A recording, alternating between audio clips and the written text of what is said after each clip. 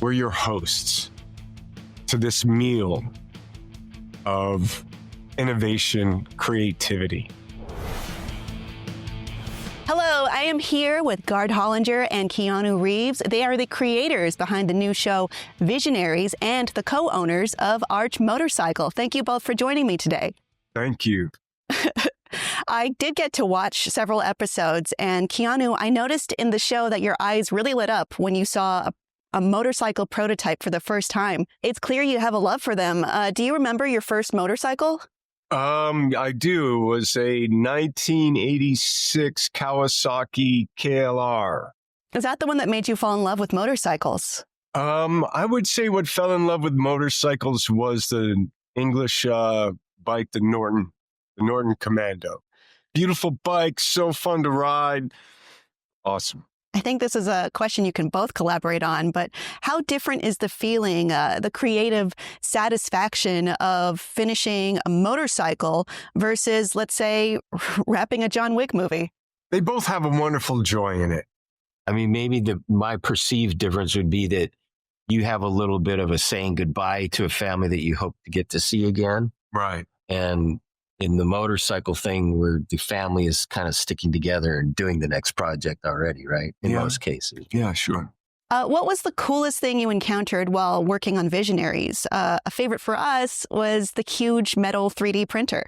It's pretty remarkable. It's for me, it's hard to pick a favorite. I think Kjetil Thorsen, an architect in Norway who helped found an architectural firm called Snøhetta, was very inspiring. And of course, James Turrell. But I mean, all of them were, I think, amazing too.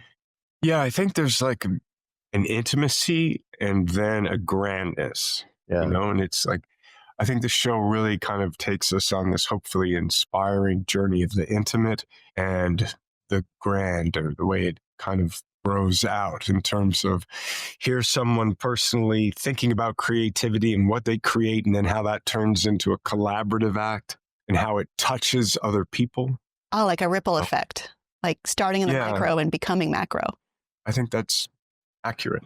I mean, I think in a large way for us, the part of how we picked the people that in this first season were that we felt they needed to somehow have shaped and changed the world or a world or their world, right? So in that sense, it was, exactly what you're speaking to. Kind of visionary. Yeah, kind of visionary.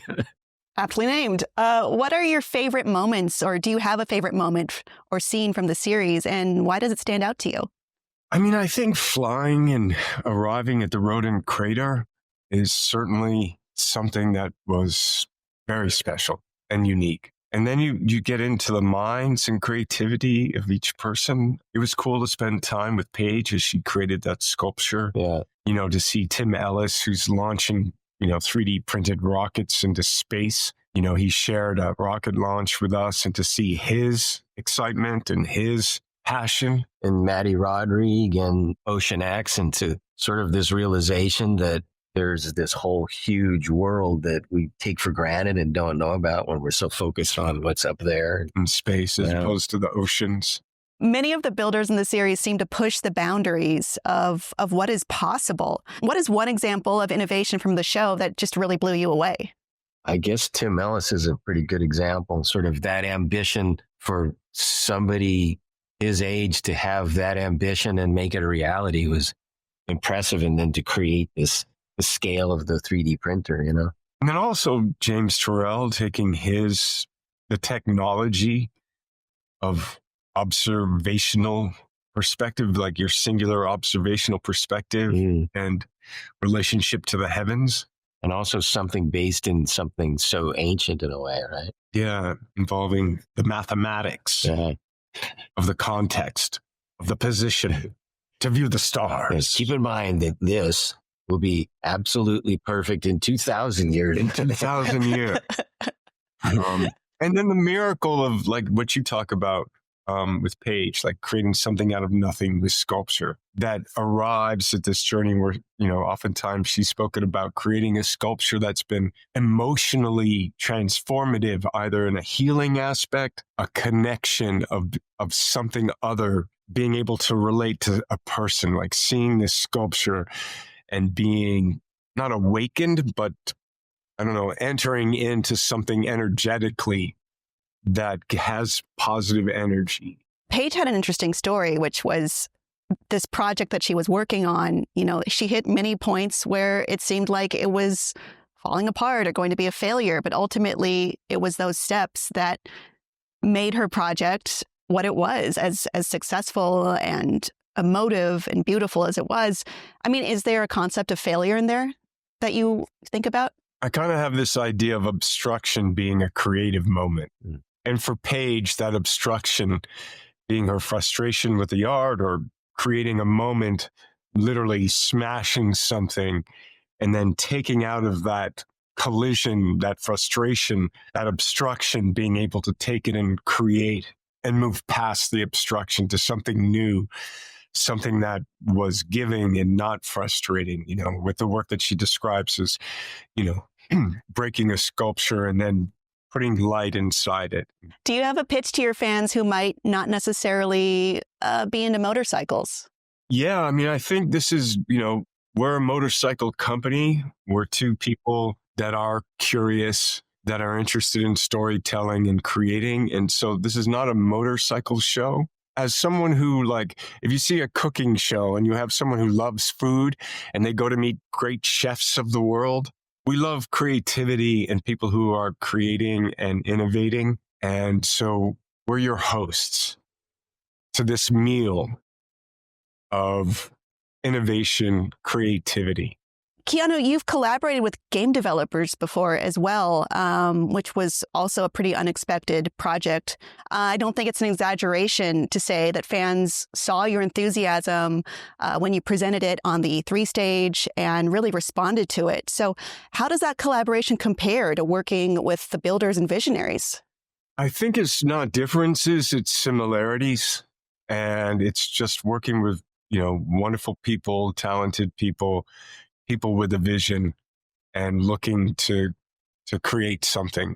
A lot of people featured in the series have dedicated their entire lives to their craft. Were there any truly human or moving moments during the production that stuck with you? I mean, I think that was another criteria for us, was these visionary stories we felt should be, you know, should make you feel good too while you're being inspired. So I think there were many of them, seeing them interact with their, you know, their families, their loved ones, and their coworkers. Yeah, and it's just kind of cool just to watch people talk and feel about what they're making. You know, their passion.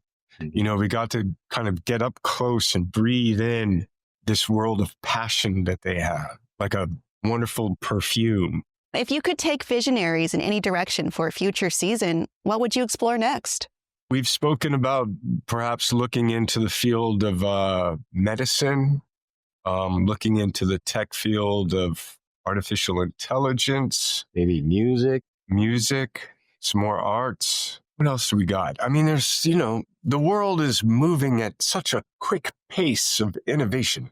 So we'd like to kind of see who's on the forefront of what will eventually impact and change our lives and what we will have to respond to, work with, and the opportunities that may arise. And continue to search for answers to that question. Where does this come from? Where does human creativity come from? Is there never an end to that answer, or does it just a question that keeps... So. I mean, we kind of have commonality. Yeah, context. But this idea of selfhood, you know, we speak about you speak about like the idea of the transmission of DNA and, you know, and then the response, you know, this kind of entity, and then how does it respond to circumstances? Experiences and circumstances. Visionaries premieres on March 7th on the Roku channel. And for more on FanFest and everything else, keep it here on IGN.